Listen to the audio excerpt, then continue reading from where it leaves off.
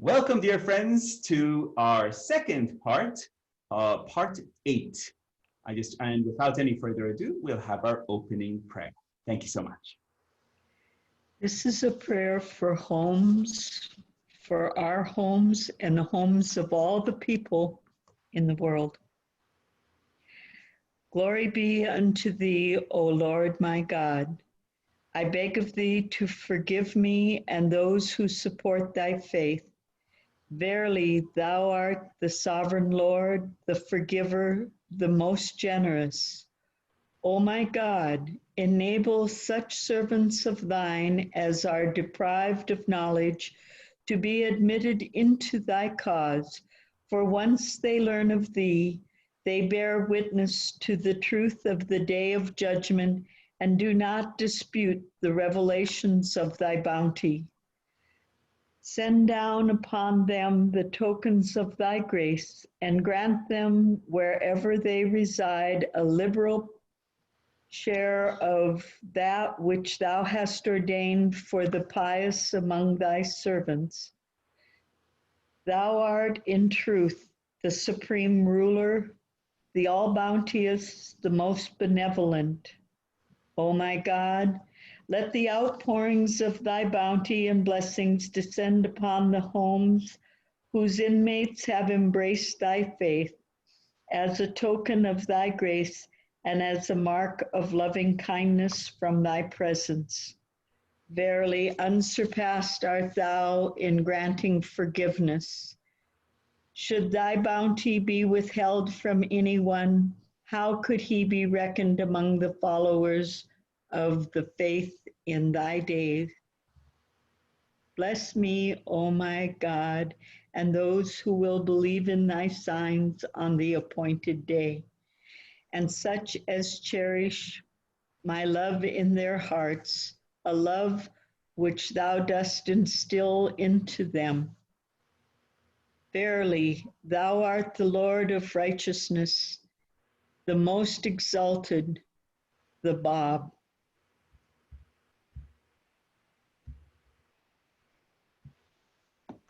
Beautiful, beautiful. Thank you so much. What a pleasure. So happy to see everyone here. So, dear friends, without any further ado, we're going to get into our section today. Unless anyone had any questions in our last section, we could address it at this time and then get into it. Does anyone have any questions or thoughts? No? Okay, great. And after class, we obviously can also do more introductions and also as classes go on. But it's really wonderful to see all of our new faces here tonight. And as I'm John Siavash, really nice to see you here tonight. Thank you. Aloha, everyone. Aloha, aloha. Okay, so we're going to first pick up we are on part 8. Let me get to here. This is, okay. So this is part 8. Let me minimize my little window. Oh, and as always, dear friends, remember to mute yourselves if you are not talking at the time. That's just as they say, announcement. Okay, so this is part 8. As you recall, we initially talked about catastrophic upheaval, and then we went into a mere beginning, that all of these great undertakings that and heroic enterprises that the early American community, all these great feats of the early American heroes is just a mere beginning.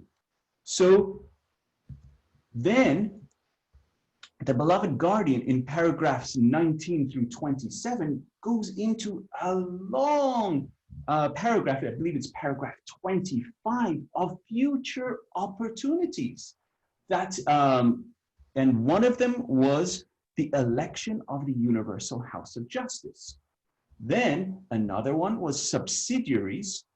And so I'll just scroll through the slides so you can see. So one of them was the election of the Universal House of Justice. So we talked about that in our past section, as you recall. Then, as we passed through that one and we talked about it, and that was a beautiful video we shared in our last part, then we talked about subsidiaries of the Baha'i House of Worship. And in that section, we talked about the two essential and inseparable aspects of Baha'i life in regards to a house of worship, namely worship and service. And as all of these beautiful houses of worship are emerging all over our beautiful planet, these, the criterion for a house of worship to emerge is having the number of devotionals within an area, so that aspect of worship as well as the community life reaching that point of having service, that service component. So all the aspects of community life reaching that level of vibrancy. So these go hand in hand, worship and service.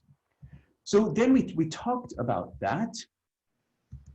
Then we talked about all the ancillary subsidiary aspects that involve a house of worship, namely a hospital, a drug dispensary for the poor, a traveler's hospice, school for the orphans, home for the infirm and disabled, a university for advanced studies, and other philanthropic buildings. So these were per se satellites that per se revolve in that sense around the orbit of that house of worship. And so these, His Holiness the Beloved Guardian said that these are technically institutions of social service that relieve suffering, sustain the poor, provide shelter, solace, and education. So the Beloved Guardian called the American Baha'i community to have its first subsidiary, and this one was during one of the goals of the 10-year crusade, and we talked about this, and this was the Baha'i Home. And so it was built near the house of worship, and this is called the Baha'i Home, and it was built for February 1st, 1959, and it operated until 2002. And this building still remains for use as a local Baha'i school and regional training center, but because of the new strict building codes, it could not be utilized as what it was built for, a home for the aged. So it's, and the National Spiritual Assembly said that they are planning to acquire a larger and more modern facility in the future for such home for the aged. Then we went through, and this was an account from the public health officials, and we read this in our last part. These are pictures of the Baha'i Home. And these are all published in the Baha'i News. And this is the cook's table. This is a portion of the parlor. This is one of the rooms that the guests occupied. And this is the northeastern portion of the living room of that structure that was served as one of the subsidiaries of the Wilmette Baha'i House of Worship. So now you're all caught up, dear friends. Now we're going to get into our section today. So one of the other goals that the Beloved Guardian taught when he was talking about future goals to be accomplished was the codification of the Most Holy Book. So the Beloved Guardian adopted the codification of the laws and ordinances of the Kitab al-Aqdas as one of the goals of the 10-year crusade. He announced this in a message to the Baha'i world dated April 1955. And in it he stated, "In the Holy Land, the center and pivot around which the institutions of a world encompassing administrative order revolve steps have been taken for the preparation of a synopsis and for the codification of the laws of the Most Holy Book, the Kitab al-Aqdas, the mother book of the Baha'i revelation, as an essential prelude to the eventual translation and publication of its entire text. And my dear friend Don, could you read this definition as you are our dictionary master?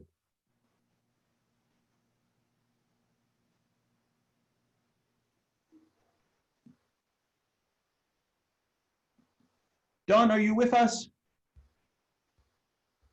You are muted, Don.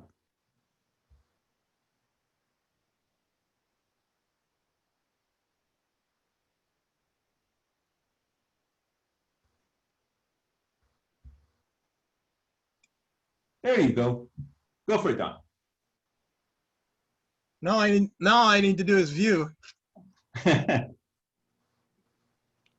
What did you want me to read? The definition of codify, it's right on the screen. I pulled it for you. I can't read it. It's too small.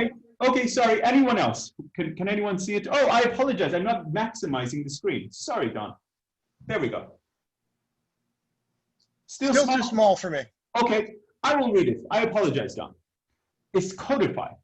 The word codify means arrange laws or rules as a code, classify.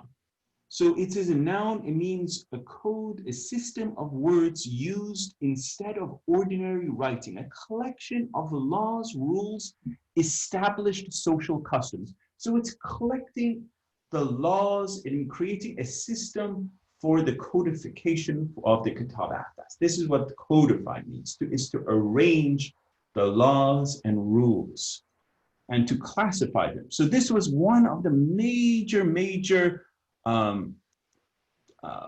goals of the 10-year crusade.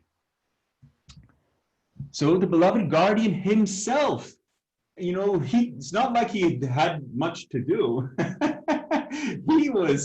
He took it on himself. He started to work on this project and left an outline of the synopsis and codification in English. And then he went even further and he provided notes in Persian. So what happened? The Universal House of Justice set the completion of this task as a goal of the 9-year plan. So it was not accomplished during the 10-year crusade. So the Universal House of Justice set it as a goal of the 9-year plan, 1964 to 1973, and using the work conducted by the beloved guardian as a major component. Thus, the goal was finally achieved according to the pattern set by Shoei Effendi. And the synopsis and codification of the Kitab al-Aqdas was published in 1973. And I'm sure you all have seen this text right here. So this was a major accomplishment and final goal that the beloved guardian wanted to accomplish. So then, after this great and historic document, the synopsis and codification of the Kitab al-Aqdas, in 1986, the Universal House of Justice decided that the time had come for an English translation of the complete text of the Most Holy Book. And this was set as a goal of the 6-year plan. So this was from 1986 to 1992. And the goals to be achieved at the World Center include, this is from the Universal House of Justice, it says, the goals to be achieved at the World Center include publication of a copiously annotated English translation of the Kitab al-Aqdas and related texts. And that was such an exciting time when in 1992, as you recall, when the Kitab al-Aqdas came out in English. And so on the right, you can see a beautiful illuminated copy of the Kitab al-Aqdas, and this was commissioned by Abdul Baha in 1902. So the publication in 1992 of the Kitab al-Aqdas did not necessarily increase the number of laws binding upon Baha'is. Additional laws will become binding when the Universal House of Justice deems it timely to apply them. So that was just a note for your reference. And obviously this cover, this red cover, was not the one that came out in 1992. It was a royal blue cover. that is just, at least in the United States, it's a royal blue. So moving on, dear friends, we're now going to, oh, Don, do you have a question? No. Okay. Okay. Don't forget to mute yourself, or you have a comment or suggestion. Anyone? Okay, great. So one of the other future goals was Baha'i courts. Okay, and to make it easy, we're not there yet. We're not there yet. So let us have a reader. How about one of our new friends? Miss Kathy, could you read this, or is it too small for you? Not Miss Kathleen, Miss David and Kathy, that Kathy. Certainly. Excellent, thank you so much. The establishment of Baha'i courts has not yet been realized. There are references to Baha'i courts in other writings of Shoghi Effendi. In the World Order of Baha'u'llah, the beloved guardian envisages that the day may not be far distant when in certain countries of the East, and in which religious communities exercise jurisdiction in matters of personal status, Baha'i assemblies may be called upon to assume the duties and responsibilities devolving upon officially constituted Baha'i courts. They will be empowered in such matters as marriage, divorce, and inheritance to execute and apply within their respective jurisdictions and with the sanction of civil authorities such laws and ordinances as have been expressly provided in their most holy book. Excellent. Very well read. Thank you so much. Okay, so the beloved guardian is here saying that the Baha'i assemblies in the future may be called upon to assume the duties and responsibilities devolving upon officially constituted Baha'i courts. We're not there yet. We already have enough challenges that are facing our spiritual assemblies then to assume additional responsibilities of these per se matters. But in the future world, Baha'i world, as the maturation of the institutions, these roles or responsibilities will fall on spiritual assemblies. I have added this section, and I will share why I did this, and it's as once we finish it. So these are the 5 main powers and duties of the Universal House of Justice. Okay, and I wanted to share this with you, and these are listed in the Declaration of Trust of the Constitution of the Universal House of Justice. Okay, so these are 5 powers and duties of the Universal House of Justice. And one of them is one of the duties is this aspect of delegation, trust of, in the sense of court. And so we're going to read that also. And I will share that.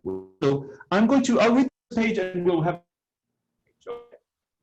Among the powers and duties with which the Universal House of Justice has been invested on, to ensure the preservation of the sacred texts and to safeguard their viability, classify, coordinate the rules, and defend God, emancipated from the fetters of repression. Interrupting the voice, I don't know. Welcome, Tesfire. Nice to see you. Good to see you too. There are some noises behind, so I don't know how you cut that. I apologize, Tesfire. I will keep reading. Thank you so much. So as I was saying, and to defend and protect the cause of God and emancipated from the fetters of repression and persecution. Number 2, to advance the interests of the faith of God, to proclaim propagate and teach its message, to expand and consolidate the institutions of its administrative order, to usher in the world order of Baha'u'llah, to promote the attainment of those spiritual qualities which should characterize Baha'i life individually and collectively, to do its utmost for the realization of greater cordiality and comity amongst the nations, and for the attainment of universal peace, and to foster that which is conducive to the enlightenment and illumination of the souls of men and the advancement and betterment of the world. And number 3, to enact laws and ordinances not expressly recorded in the sacred texts, to abrogate, according to the changes and requirements of the time, its own enactments, to deliberate and decide upon all problems which have caused difference, to elucidate questions that are obscure, to safeguard the personal rights, freedom, and initiative of individuals, and to give attention to the preservation of human honor, to the development of countries, and the stability of states. And let us have a reader for this one. How about Miss Deborah? Would you like to read this one? Among the powers and duties with which the Universal House of Justice has been invested are to promulgate and apply the laws and principles of the faith, to safeguard and enforce that rectitude of conduct which the law of God enjoins, to preserve and develop the spiritual and administrative center of the Baha'i faith, permanently fixed in the twin cities of Akka and Haifa, to administer the affairs of the Baha'i community throughout the world, to guide, organize, coordinate, and unify its activities, to found institutions, to be responsible for ensuring that no body or institution within the cause abuse its privileges or decline in the exercise of its rights and prerogatives, and to provide for the receipt, disposition, administration, and safeguarding of the funds, endowments, and other properties that are entrusted to its care. 5, to adjudicate disputes falling within its purview, to give judgment in cases of violation of the laws of the faith, and to pronounce sanctions for such violations, to provide for the enforcement of its decisions, to provide for the arbitration and settlement of disputes arising between peoples, and to be the exponent and guardian of that divine justice which can alone ensure the security of and establish the reign of law and order in the world. As always, thank you very much, Ms. Deborah. Very well read. So, as you can see, these are the 5 powers and duties which the Universal House of Justice has been invested. And this is their charter document. And it's been, I put these bullet points so it helps us to go for readability. But you can see there's a lot in these roles and duties.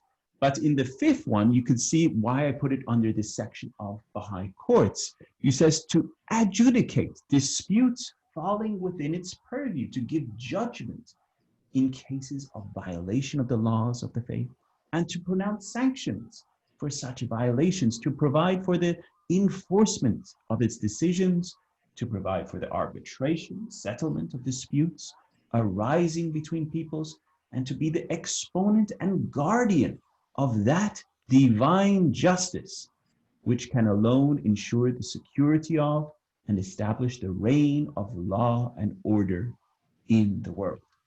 And so what do you think this divine justice is? That is the revelation of Baha'u'llah. That is, as we're reading this great letter written in 1938, the advent of divine justice, right? So divine justice, when it comes up even in the charter document, of the Universal House of Justice, that they are the protector and guardian of that divine justice. They're the protector and guardian of the revelation of Baha'u'llah itself. And so, and we're going to get into a whole section, I believe, it's either part 10 or 11 off the top of my head, and it covers the whole section on Tesfaye, do you have a question? If not, please. Yeah, I have a question in number 4 that it says that the rectitude of conduct. What does that mean that to be for the House of Justice? Which line is it? Sorry. Number 4. Yes, number 4. To promulgate and apply the laws and the principles of the faith. And then I can see the rest of them, but that's the rectitude of conduct. To the safeguard and enforce that rectitude of conduct.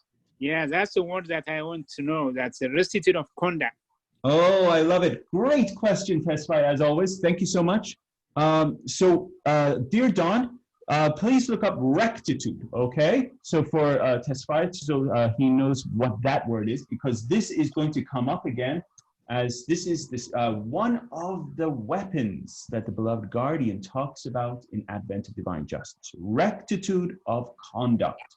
So as Don is looking up that word for us, I will just finish what I was saying in regards to this divine justice.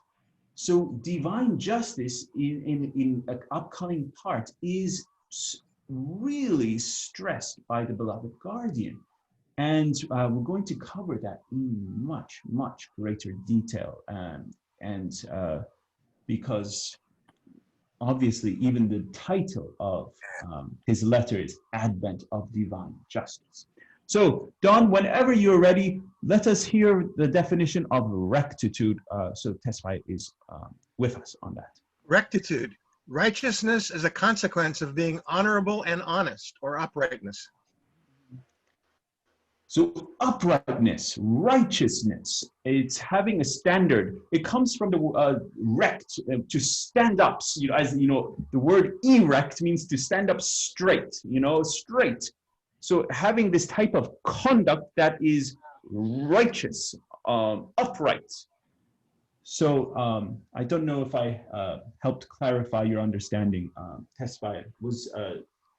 Did you follow, or you have any more questions? Yeah, I am following you. But you know, in the previous thing that you say that worship and services are not separable, you know, in the Baha'i life. So according to the Baha'i writings, is there any standard of living for the Baha'is that Baha'u'llah wrote for us? Like Excellent.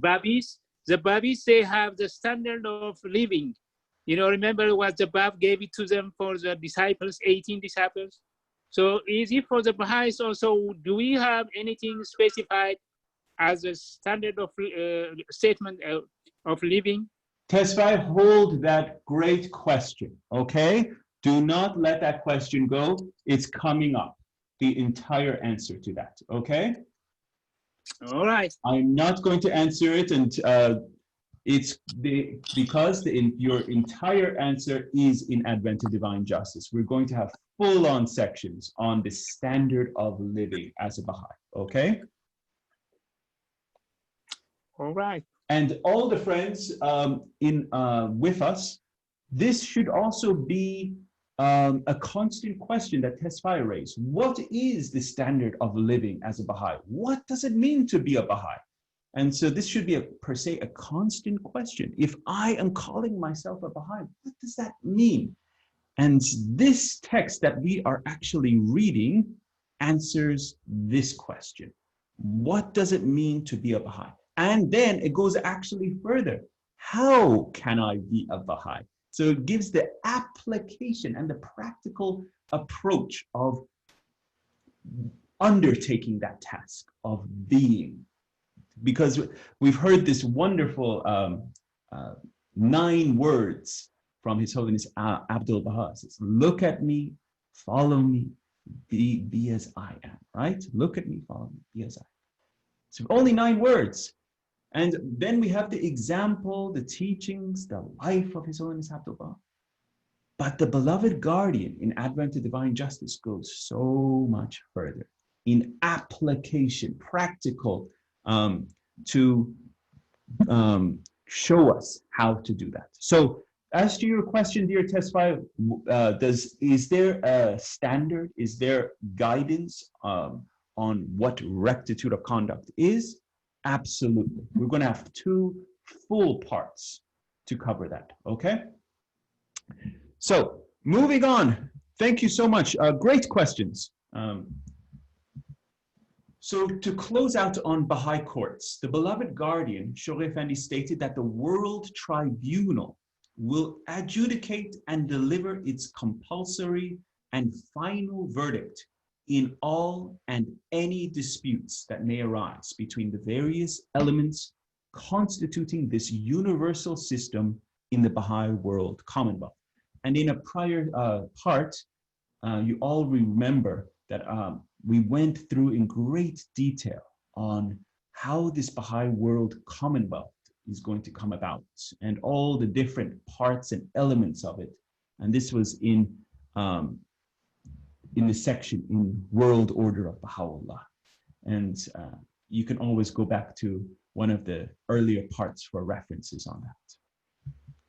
So moving on, dear friends, we go to now the Baha'i House of Worship in Tehran.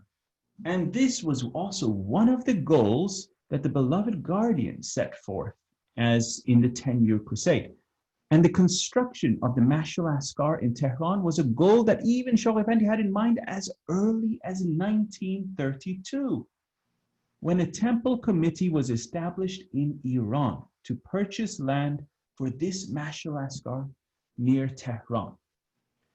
And so, as mentioned, the beloved guardian set this construction of Mashal Askar as one of the goals of this 10-year crusade. And here is an early design of that Mashal Askar in Tehran. And this was approved. And so this design is approved. And there you can see, hopefully when the time comes, all this will be built. So on May 4th, 1953, and of course, there's an I missing. I apologize for that. The beloved guardian Shoghi Effendi announced the area of land purchased on the slopes of the Elborz Mountains, overlooking the city of Tehran, in anticipation of the construction of the first Mashal Askar of Persia. It has reached approximately 4 million square meters, quite a large area. So actually, I was looking at to see if there was maps of the dimensions and where it was. I couldn't find anything, but I kind of did a rough estimate. And can everyone see my mouse? I don't know if you can see it. Yes. Yes, so it's roughly this area. Okay, it was quite a large area on the slopes of the Elborz mountain, overlooking the city of Tehran. Okay, very nice spot with kind of reminded me of the spot in Santiago and how it's sitting on top of the mountains overlooking the city down below. And so this spot had already been picked and purchased and already, as the beloved guardian said, had reached approximately 4 million square meters. So this was also another design, and you can see how it's sitting in the center with all the gardens and in a ring around it. So what happened? Antagonism towards the Baha'i faith caused the plans for its construction to be held in abeyance. And we hear this word again, abeyance. And the first time we heard that word was that the faith was held in abeyance after the passing of Abdul-Baha, all the way up to the first 7-year plan till 1937. That was the first time I shared that word, abeyance. In its Rezvan message of 1973, the Supreme Body, the Universal House of Justice, informed the Baha'i world that it has proved still impossible to begin work on the erection of the Mashal Asghar in Tehran. But contracts have been signed for the preparation of detailed drawings, geological surveys are being made, and everything made ready for immediate action whenever the situation in Persia becomes propitious. So they already have all the drawings, they already have the geological surveys and studies, and everything is ready. So when the time is right, boom, it will be an exciting day. So I cannot, hopefully I will be around to see that day. And so this is the house of worship design that was approved for Tehran. Any questions? We're good? If I may comment. So these is not a major temple, just only the worship the Mashraqul Arkar, right? This is a house of worship in its own right. Absolutely. This is a Mashal Asghar. Absolutely. So this was actually supposed to be the third house of worship after Wilmette. After Wilmette, this one was supposed to come into being, but because of the time and problems, Kampala, Uganda took its place, and so, but that is for a later story. But the last time, you know, what I heard is Chile temple is to be the last one to be continental. Yeah, continental. Okay. That's okay. a different thing. Okay. So Miss Deborah has a hand, please. Thank you, Tesfai. All right. So these plans are still ready to be erected. That is right? correct. Absolutely. Yes, Ms. Deborah. Okay. Yes, Don, you have a hand. Yes. Abeyance means suspension. That is correct. Perfect, Don. What would we do without you? Really? You're spot on. Yes, you're spot on with the dictionary. Abeyance, held in suspension. So that's what it means. This was held in suspension. Does not mean it was canceled or terminated. Just suspended because of the situation of the time, of the antagonism of the regimes and at power. So, Ehsanjan, I have a question. Do you know if the land is in the possession of the faith? Land purchased? That's a great question, really, John. I'm aware of that. I know a lot of the property seized during the Iranian Revolution, and I do not know if this specific land that were in ownership of the Friends for this specific project are in control of the Friends. And even if I did know that, I may not say per se over this kind of medium of the. Your voice break up. Your voice is cutting off. Oh, I apologize, DJ. So yes, I don't know. My answer in short is I don't know. Excellent. Moving. So this is actually, as I said, they have done full architectural and geological studies of the house of worship in Tehran, and I look for it.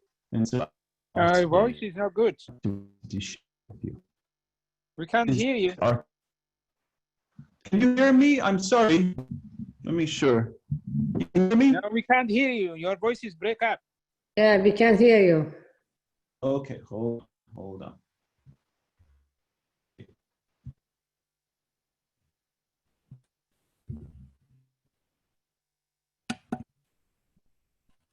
Worse, can you hear me?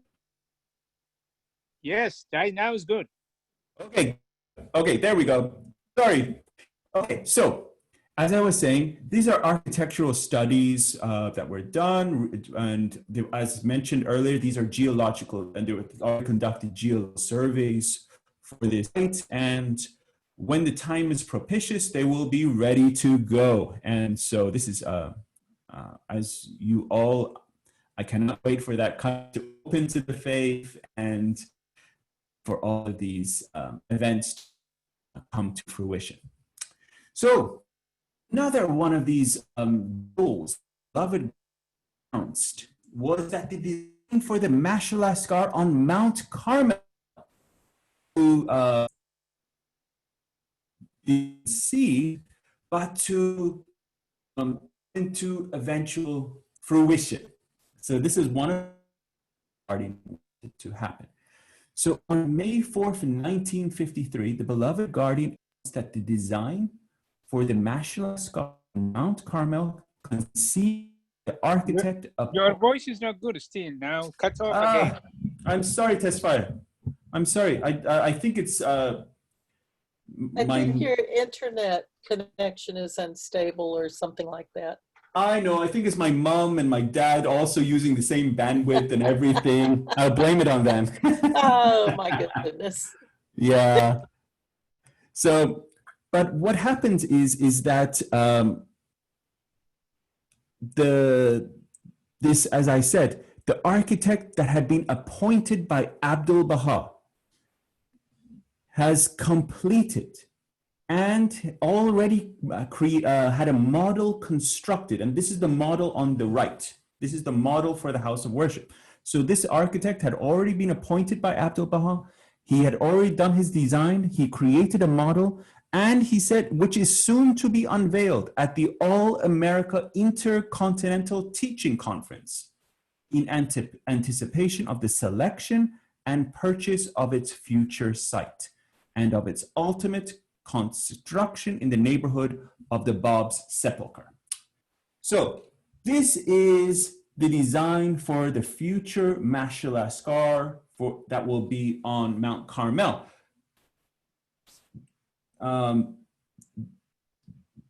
This was an approved design, okay? Approved design by Abdul Baha. And it's obviously up to the supreme body, Universal House of Justice. It's at their mercy if they want to even use this design or not. It's up to them. So even, so this is from the Universal House of Justice, and let us have a reader. Miss Karen, could you read this one? Yes. From the Universal House of Justice. Joyously announce further developments, World Center. After many years' difficult negotiations, erection obelisk marking site, future Mashal Asghar, Mount Carmel, completed, thus fulfilling project initiated, beloved guardian, early years crusade. Gardens, Baji, Haifa, extended by development quadrant, southeast mansion, Baha'u'llah, and establishment formal garden, southwest corner property, surrounding shrine, Bab. December 19th, 1971, Universal House of Justice. Excellent. Thank you, Ms. Karen. So this was written in Baha'i News. It says, the obelisk marking the site of the future Mashal Asghar on Mount Carmel was recently erected after many years of difficult negotiations for a permit. The obelisk, which was manufactured in Italy in 1954, is 10.856 meters in height and contains more than 20 tons of marble. Inside one of the facings of the foundation stone is an inscription prepared by the beloved guardian, stating that this stone is placed in dedication of the site. A small formal garden is being developed around the base of the obelisk. And that was in 1972, February 1972. And so here it is, dear friends. So on the left, that was in February 1972. And then on the right, you can see current. And you can see the small garden has already come to fruition. And you can see that, how it's been done. Okay, now we're getting to our last sections. So this is Emancipation of Bahá'ís in Islamic Countries. And we're at 7:45, so we're doing great, everyone. So Bahá'í communities in Islamic countries are still under various restrictions and constraints, as you all know. Though the intensity of the persecution varies from one country to another. Under the Islamic Republic of Iran, the persecution of the Baha'is has become more systematic and intense, affecting all aspects of Baha'i community life.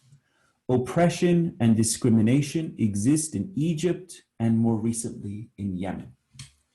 And as you know, this is a picture that I made over here. It says Baha'is locked out. And this is, they have been locked out of further education, secondary study, out of universities, access to higher education. So it's a picture, Baha'is locked out. So these are some graphics that show if you are a Baha'i, what happens in Iran. It says in Iran, pursuing an education is a crime if you are a Baha'i.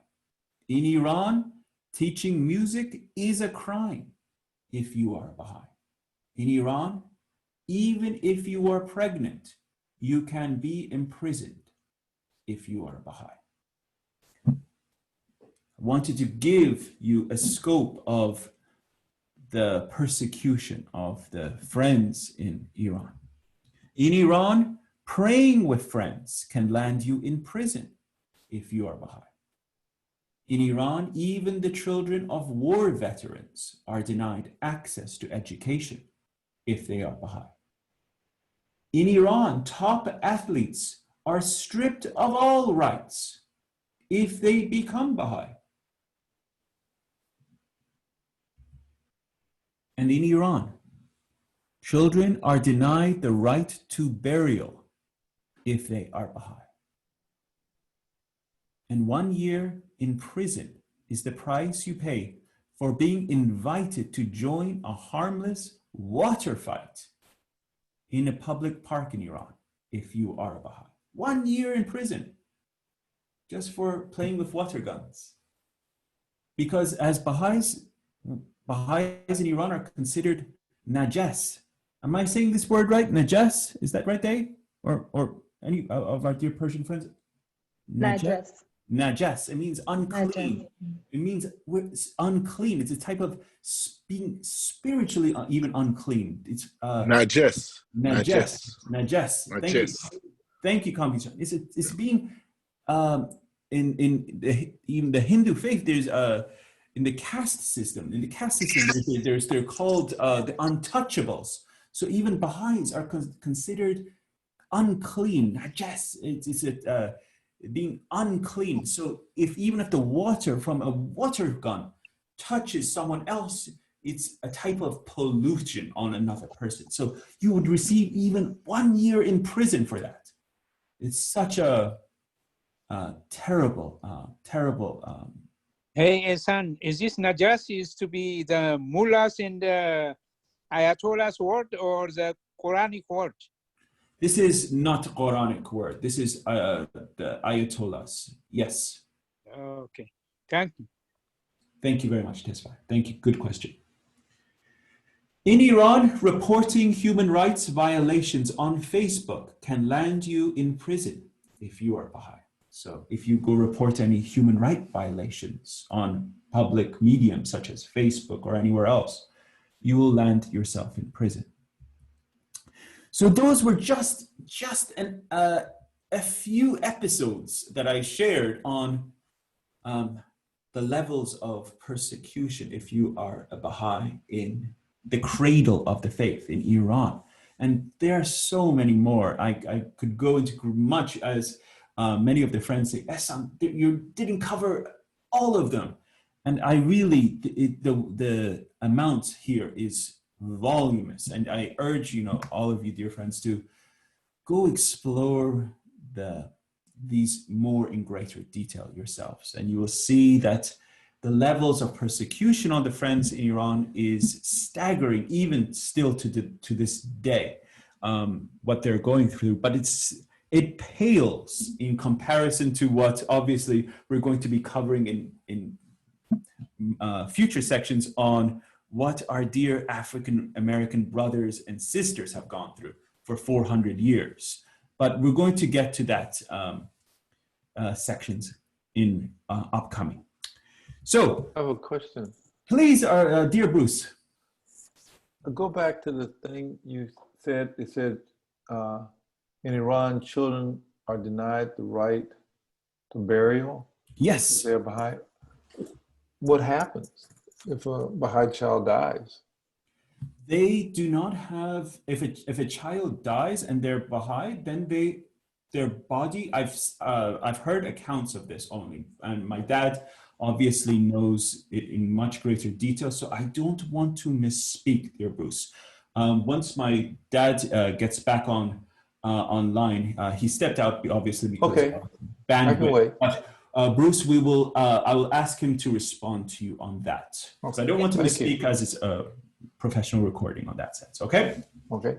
If any of the friends would like to answer you, Bruce, Yes, John, on one occasion, I know of a child in Tabriz that was held in,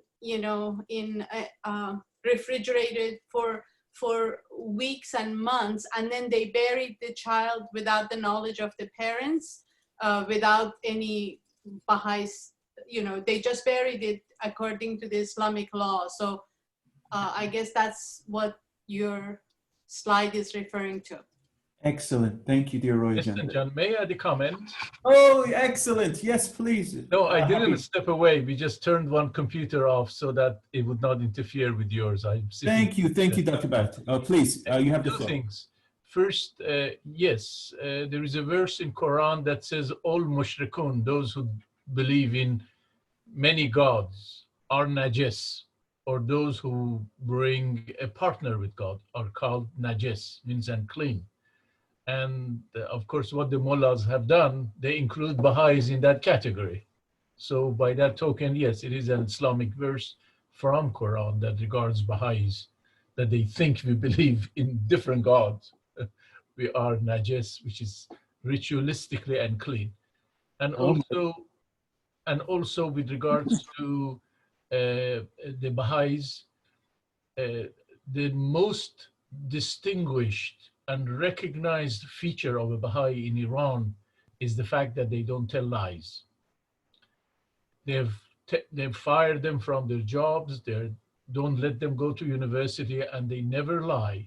And this has become a significant point of attention for the people of the country, for their consciousness to raise, and they become awake of the Baha'is and the truthfulness of them.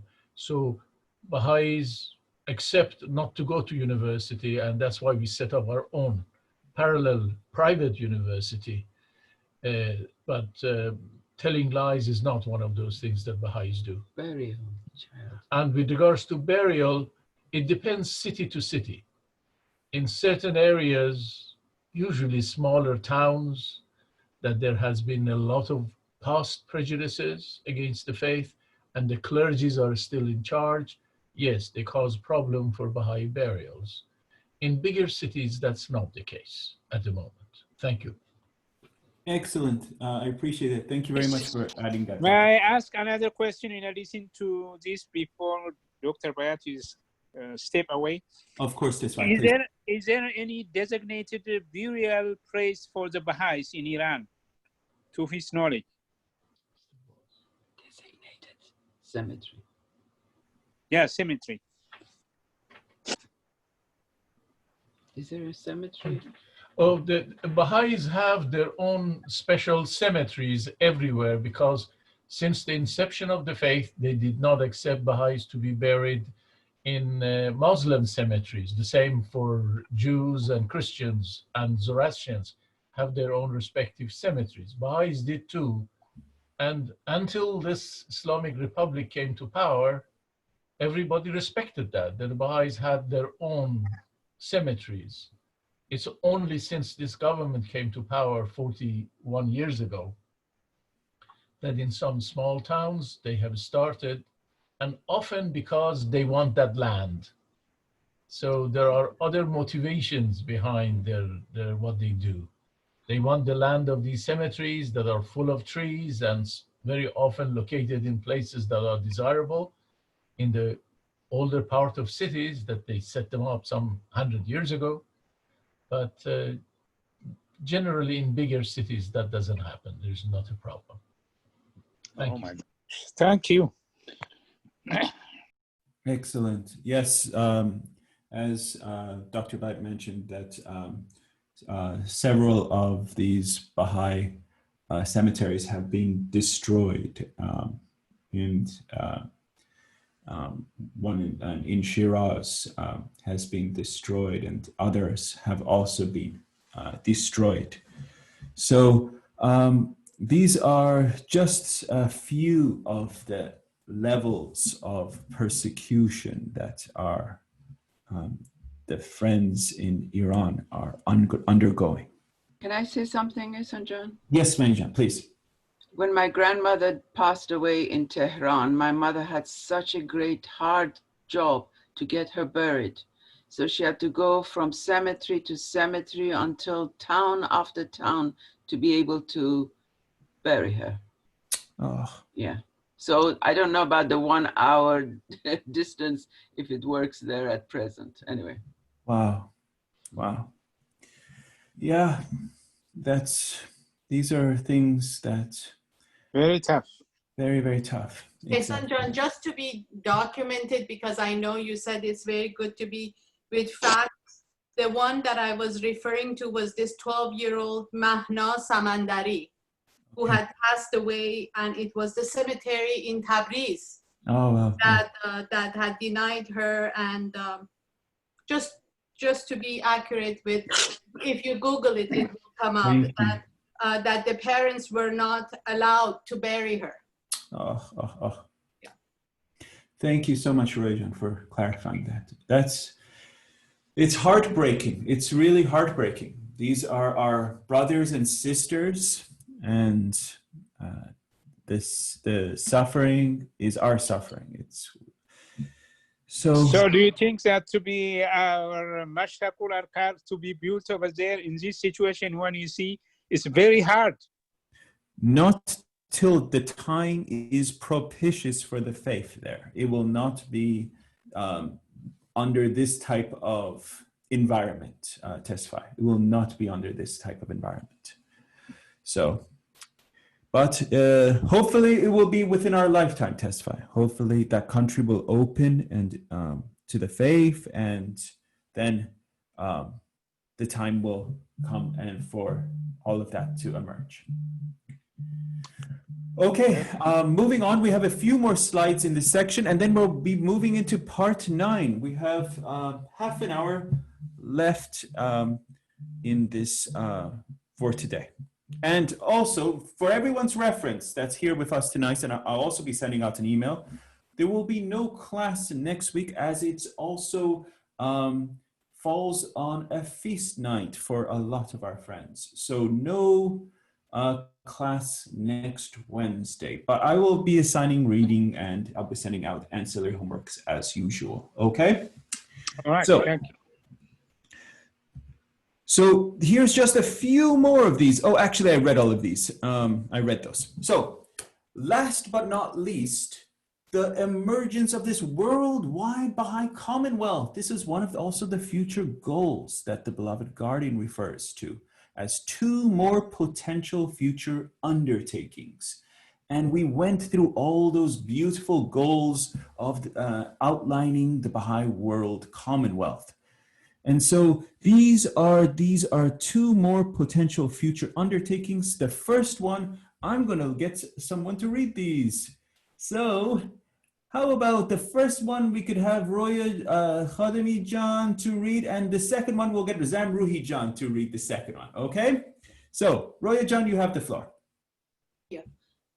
At the end of the paragraph 25, the beloved guardian refers to 2 more potential future undertakings. The first is the development of precautionary and defensive measures to counteract attacks on the faith, There has been significant developments this area, including in the development of the Baha'i international community and offices of external affairs in different countries, working closely with the United Nations and national governments to inform them of the nature of the Baha'i faith and to draw on these relationships to protect the faith. Excellent. Very, very well read. So this is the first one, the development of defensive measures to counteract all these attacks that we've talked about in literally our last little part in regards to the cradle of the faith, in regards to Egypt, Yemen, all the places that the faith is getting attacks. And so this is the development of precautionary defensive measures. And so one of the places is the Office of External Affairs. And these offices are in all different countries, but its head office is working closely with the United Nations and national governments. And so they have this Baha'i international community. And I'm sure you've seen communications and letters and even talks from them. So the second one is, Samri Jangwood, please read.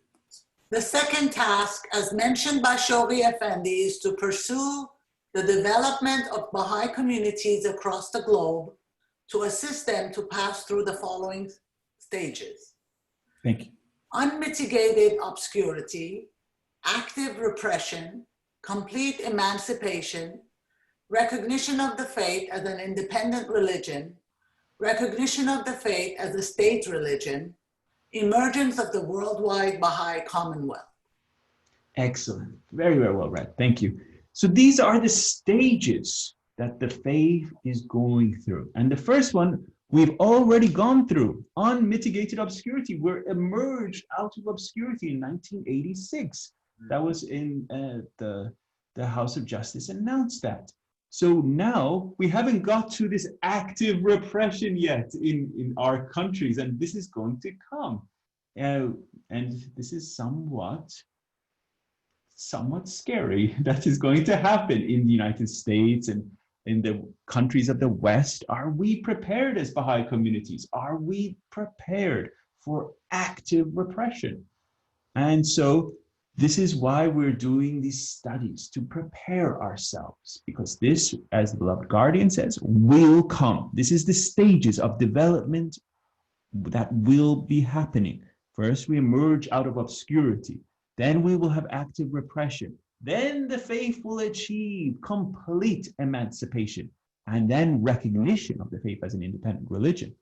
See, we're not jumping to number D and say, oh, the faith's an independent religion. We're not, just because, you know, in this society, they say, oh yeah, Baha'i faith is an independent religion.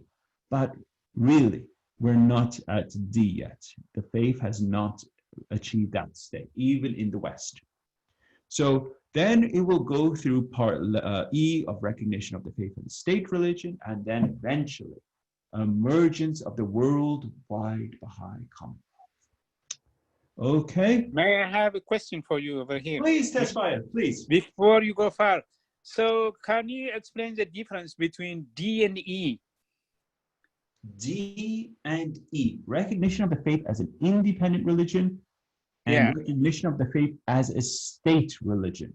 Okay. What's the difference of these? Okay, I'll get someone more qualified to answer this. Dr. Bant, are you there? Yes, Sajjal. Item D, it means that the faith getting recognition as a faith in par with Christianity, Judaism, Buddhist faith, Muslim faith, and so on in a particular country. So when they say this is the same faith, this is a faith recognized. But item E is when majority of people of a particular state become Baha'is, and as a result, democratically, they vote Baha'is to occupy various positions in parliaments and so on. It doesn't mean that the local or national spiritual assembly is going to rule the country. It just means because majority of people are Baha'is, they move the direction of that country in terms of its fundamentals and the way it conducts its affairs. One of them, for example, being totally a non-aggressive approach to the rest of the world, loving the rest of the world, cooperating with everyone in sort of a Baha'i way. That's their difference. Excellent answer. Thank you, Dr. Bhatt. So it won't be a theocracy in that sense. Is that correct, Dr. Bhatt? That is correct. No, the intent is not that the national spiritual assemblies rule a country. So it would never become a theocracy. But if naturally in a place there will be lots of Baha'is, then in their elections and in the way they legislate and so on, they will follow Baha'i rules without being under, if you like, a religious leader. A theocracy is where a theologian, for example, or a person of a church or similar organizations ends up ruling. But that's not the intent. Excellent. Very, very well. Thank you. Yeah, that's very important for me. Thank you. Great. I want to clarify in my own mind, these A through F are for all countries, not just the United States. The active repression is in many countries now. That's correct. But it hasn't gotten to us yet. That is correct. That is correct. Absolutely. Great point. These are for all countries, not just United States. As I'm living in the United States, we have a friend who's in our group who's in Australia. So the faith is at different stages on this continuum in different areas. As states, Baha'i communities across the globe. Exactly. Yeah. Could I add something there? Please, please. I won't give the name of the country, but it's a very small country, and the faith took off quite strongly, and the numbers got quite high, and then the Christian leaders objected to it and started to active repression. And then, and I'm not putting this in the right order, but then the country descended into chaos and basically collapsed. And the Prime Minister came to the NSA and asked for help. And it was on the top of the hill, the Baha'i building. So they came up the hill and asked for help, and the Baha'is were able to give them a solution that worked. And years later, this country did not have any COVID people. So living in that country, which country? I won't say the name of the country. Oh, of course. Sorry, I thought I missed it. No, thank you. Yeah. No. And so living through that, and then seeing that in the future it will happen in my country and other countries, that I don't know, 100 years, 1,000 years, I don't know, but to actually see that on a very small scale in a small country, that process. Excellent. Thank you so much for sharing.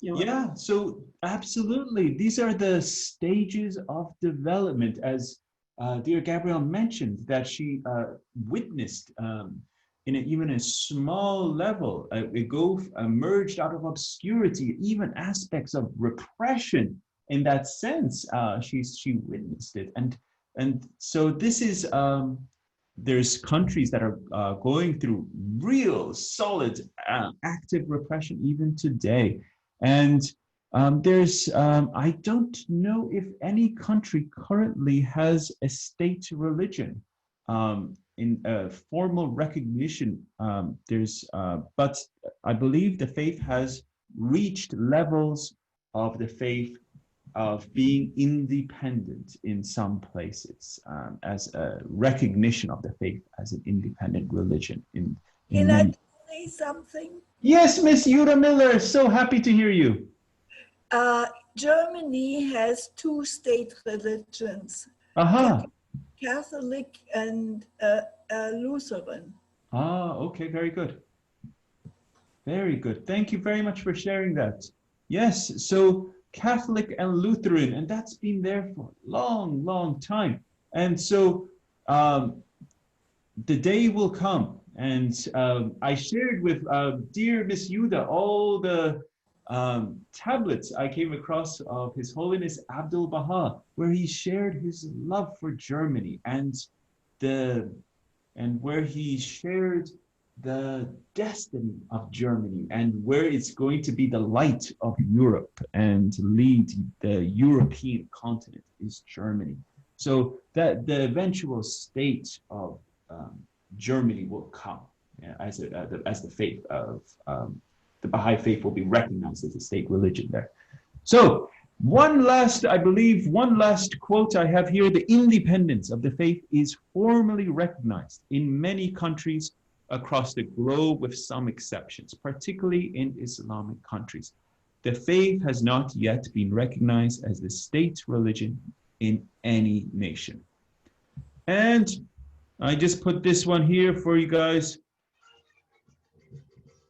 So that ends part 8. Okay.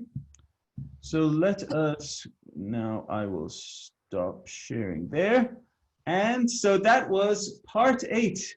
And let me check my time. We got a good 15 minutes or so. So let us start into part 9, and then we'll, catch up. Unless any of the friends have any questions before we jump into part 9. I've been telling to my seekers every time the Baha'i faith is independent religion, and I'm independent Baha'i myself. That's what I've been telling them. Very great. Thank you, Tesfaye.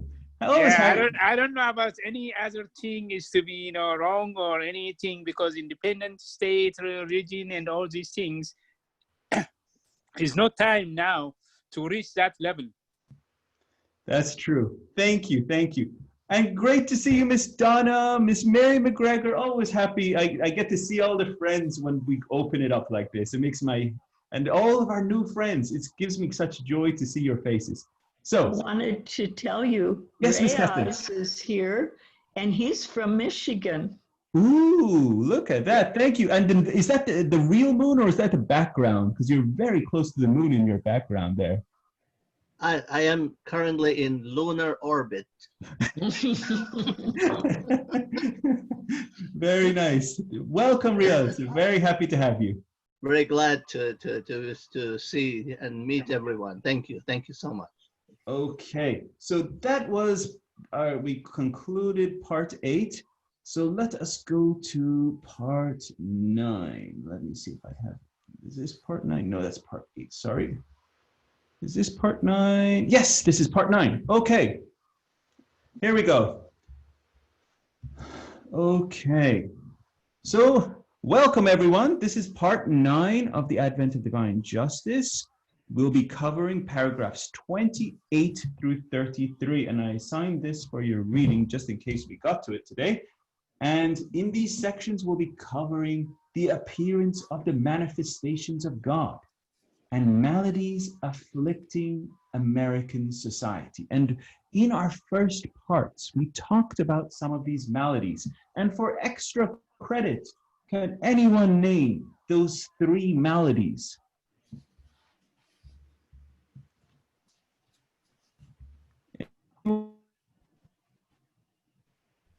Were they in our reading? They were in an earlier part. Okay. And prejudice. That's all I'm going to say. Anyone? Are you talking about the weapons, the 3 weapons? The things that the weapons counteracted these maladies. The rectitude of conduct, freedom from prejudice, and chaste and holy life. Yes, those are the 3 weapons. You're spot on. But immorality, corruption, moral laxity, moral laxity, corruption, and racial prejudice. Ingrained prejudice. There you go. You got him eventually. I love it. Good job, team. That's what it is, okay? So these are the maladies afflicting American society. Really what the beloved guardian is saying, afflicting the Bahá'í community. I want you guys to always remember this, dear friends, as we are Your going voice to are break up. Okay. Thank you, Tesfaye, for always reminding me of this. These are afflicting the American Baha'i community. The beloved guardian is right because he's saying American Baha'i community. Okay? And what is the most vital and challenging issue? As we all know, it is the issue of prejudice, racial prejudice, racism, it is in the community. And so your voice it still is is not good. It's still, there is something open behind you. I don't know. let me move my microphone up just a hair closer, okay? Okay. And I don't know what happened to seeing everyone. I'm not seeing everyone there. Let me share screen. Let's see that. I think maybe something open. The screen. If you are opening 2-3 things, then that's why it's happening. Yes, I might have too many screens. And that's possible. It's an internet connection that might be doing it. Yeah, I might have a few screens up. I'll rectify that in our next session. I apologize. I had too many screens open. I wanted to share a few things with you, but I'm not going to do that next. Okay? So, this is our session. I will rectify that for next class. I can see Miss Karen in a okay. The maladies are really affecting the American Baha'i community. This is who it was written for, the North American Baha'i community. These sicknesses, and especially racism.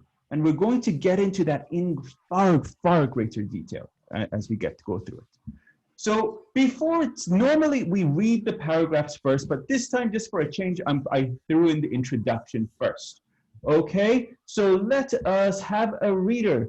Could Mr. David, could you read this one, David, for us? Yes. Please. Introduction, paragraph 28 to 33. The beloved guardian warns that the capacity, the spirit, the conduct, and high rank of the American believers, either individually or as a community, are not the typical characteristics of the people from which God has raised them. Such a distinction demonstrates the impact of the transmuting power of the revelation of Baha'u'llah on the lives and standards of those who have come under his banner. North America has been chosen as the cradle for the Baha'i administrative order to demonstrate this power. Excellent. Very beautifully read. Thank you so much. Okay, so let's see if we can get through these paragraphs. There's just 6 paragraphs. So I see Miss Kathy's right there. So you're also up because you're in my screen. So Miss Kathy, would you like to read this? Thank you. Dearly beloved friends, great as is my love and admiration for you, convinced as I am of the paramount share which you can and will undoubtedly have in both the continental and international spheres of future Baha'i activity and service, I feel it nevertheless incumbent upon me to utter at this juncture a word of warning.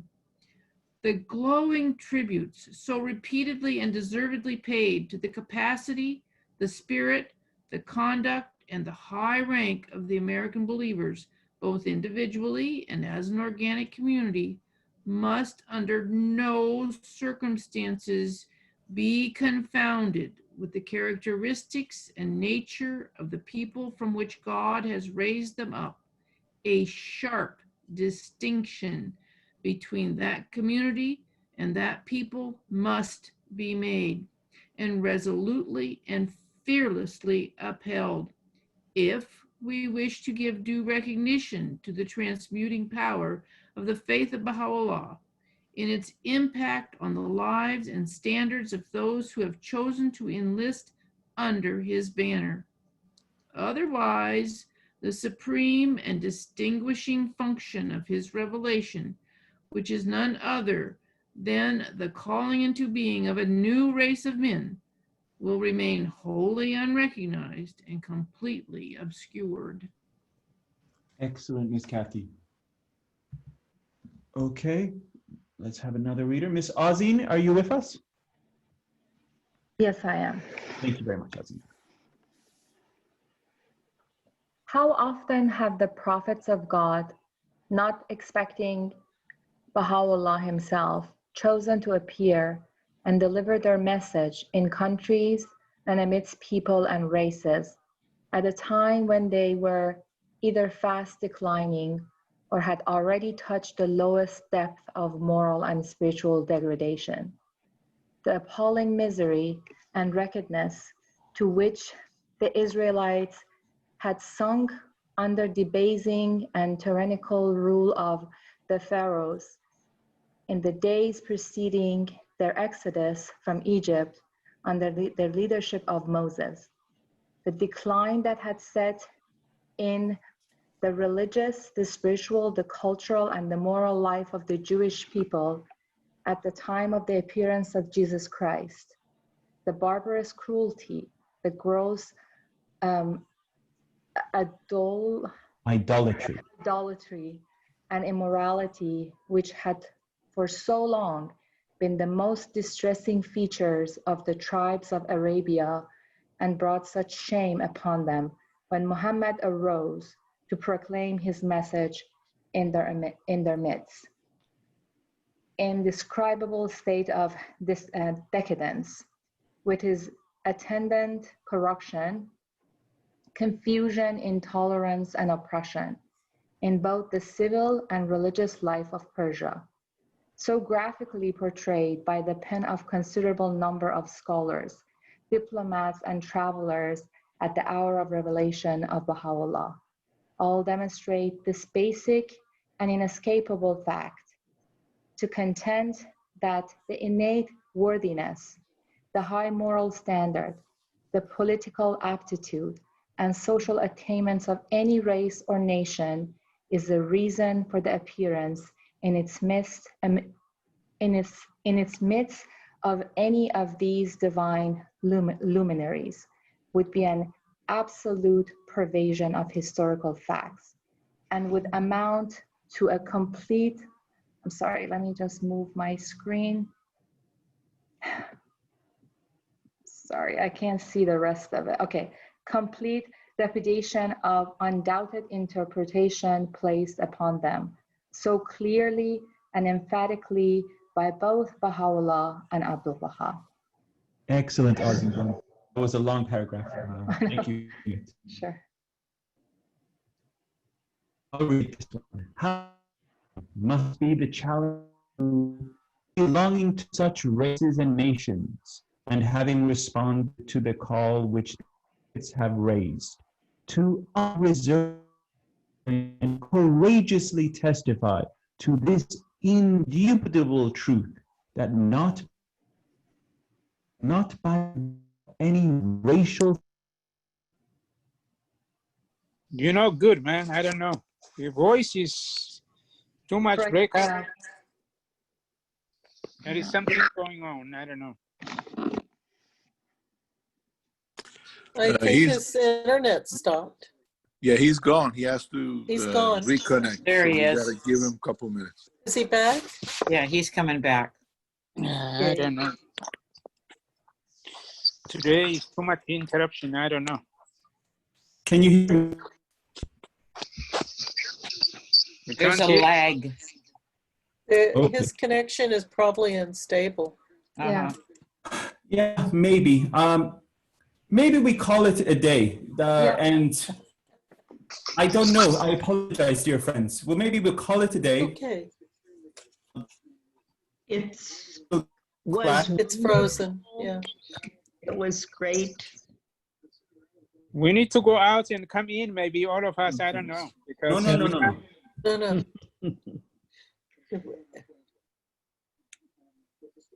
It's 8:25 now, Ehsan.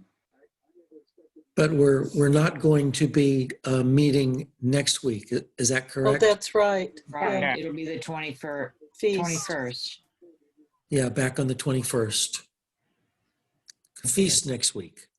Yes. I can see everyone. Can you hear me? Yeah. Yes. Yes. Now. Okay, great. Can you see me? Yes. Yeah. Yes. I didn't even know this. Good. At least I'm happy. Okay, excellent. So, dear friends, I apologize for a few minor technical difficulties. Okay. Next, the following week. Okay. So we will cover and finish hopefully part 9. This is a wonderful, wonderful section covering the manifestations of God and how they relate to this dispensation in the sense of their decadence, corruption, that all of them suffered at the hands of the peoples during their time, and that it mirrors the same decadence that His Holiness the Bab and Baha'u'llah suffered at the hands of the peoples at that time, and that the cities and the places that have been designated, even the place of New York City in that sense, as the administrative, this country of North America as the administrative seat of the world order of Baha'u'llah, in that sense of having it being this country, is per se chosen because of it being ingrained in sea of materialism, and that it is the transmuting power of this revelation that we have to set it apart. And so it's because these places have been per se so bad that, it's the revelation of Baha'u'llah to transform them, and to create this new race of men. And we see that in paragraph 28, where it talks about this new race of men. And I'm going to send all of you, dear friends, the compilation from the Universal House of Justice on this new race of men that we hope to bring about. And it's something very lovely. I'm going to share it with you. And when we get to paragraph 48, I'm going to share with you my insight on how it, in paragraph 48, how it ties this new race of men to a quote in the Bible, and it's in Revelation. And it talks about how this new race of men will come about. So that's something I discovered. So excellent, really, really wonderful to see you. Farzad John, happy to see you sitting there with your arms crossed and looking great as always. And all of our dear friends from Alaska to Australia, to Arizona, to Texas. Dear Bruce, always happy to see you. And so without any further ado, let us have a closing prayer. And Pat, waving off in my corner of my screen, nice to see you. And so, and lastly, Miss Kathy, I really like your hat. So I just wanted to share that with you. I'm very happy to join all of you in our class. Welcome, welcome. And we look forward to our next session. And by the way, any one of you, dear friends, are welcome to invite anyone from any of your communities to our class at this point. It's going to get increasingly exciting.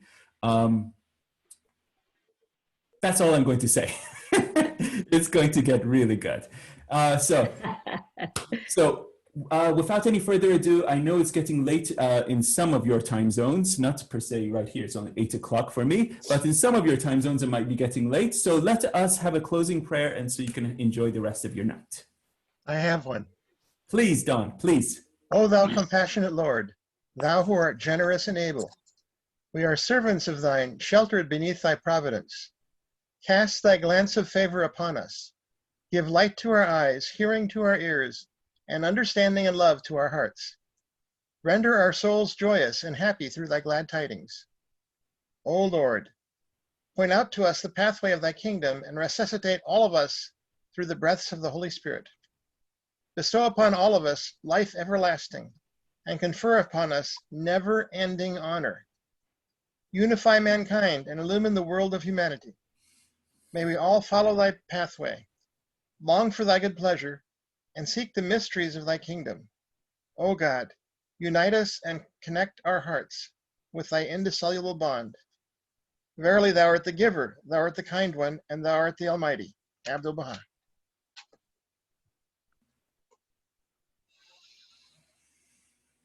Thank you so much, Don. Thank you very much to everyone here, and to look forward in 2 weeks to see all of you back. Okay? Thank you. All right. Wonderful night. Bye-bye, Alapa. Alapa.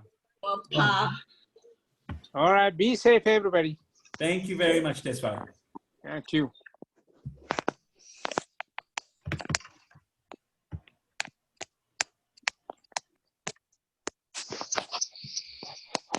Are you going to send us some ancillaries and stuff like that, or? Of course, Tesfa. I will, as we finished part 8, I will send you the slides from part 8 and recording from part 8, as and all the and ancillary materials to all the students. Okay. All right. Thank you very much. Tesfa, thank you so much. Thank you.